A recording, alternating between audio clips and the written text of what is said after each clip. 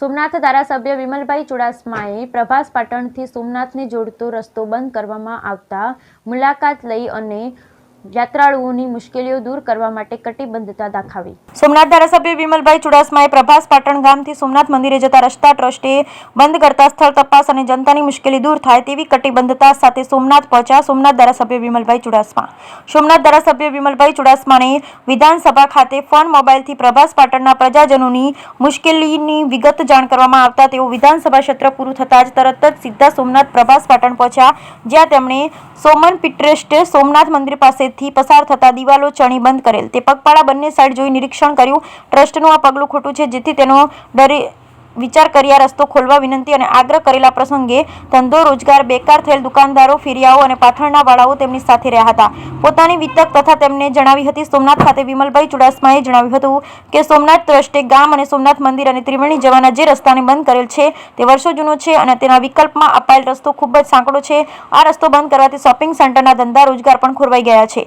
મારું આ અંગેનું પ્રથમ કાર્ય હું સોમનાથ ટ્રસ્ટના અધિકારીઓને રૂબરૂ મળીશ અને પ્રજાને કોઈ પણ હેરાનગતિ ન થાય તેમને મળીને આમ જે ઉકેલની આવે તો ગામના ભાઈઓ બહેનો આગેવાનો સહિત બધાને મળીને અને મીટિંગ કર્યા બાદ પ્રજા માટેને ઉપવાસ આંદોલન પણ કરવા માટે તૈયારી છે.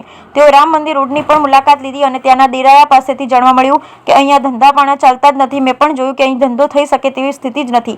પ્રજાની આ હેરાનગતિ દૂર કરવા પ્રજા વતી હું આ પ્રજાના ધારાસભ્ય તરીકે અત્યારે સોમનાથ ટ્રસ્ટ સાથે વાત કરીશ અને પ્રજાની મુશ્કેલીઓ દૂર કરવામાં હું પ્રજાની સાથે જ છું અને રહીશ. Bureau report Mahendra Tange, Somnath. મારું નામ વિમલ ચુડાસમા છે ને હું સોમનાથના ધારાસભ્ય તરીકે સેવા આપું છું.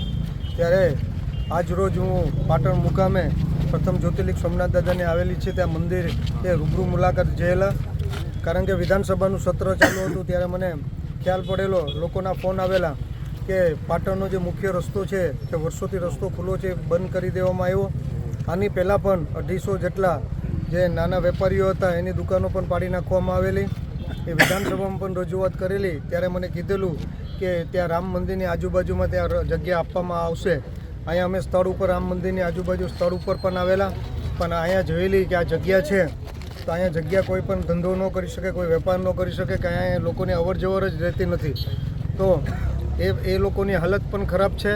ત્યારે મુખ્ય જે પાટણનો રસ્તો છે જે મુખ્ય વર્ષોથી લોકો ત્યાં રસ્તોનો ઉપયોગ કરવા જતા, લોકો ત્યાંના દર્શન કરવા જતા, પૂજારી લોકો છે એ પોતે ત્યાં નોકરી કરતા એ પણ ત્યાં જતા, અને પોતે ત્રિવેણી જવા માટેનો પણ મુખ્ય રસ્તો છે. ત્યારે બાજુમાં એક રસ્તો આપવામાં આવ્યો છે પણ બહુ નાનો છે, ત્યાં એમ્બ્યુલન્સ નથી જઈ શકે. ત્યારે આ બધી પરિસ્થિતિ મેં જોયેલી. જ્યારે શોપિંગ સેન્ટર છે તો શોપિંગ સેન્ટરની આગળ દિવાલ કરી દેવામાં આવેલી.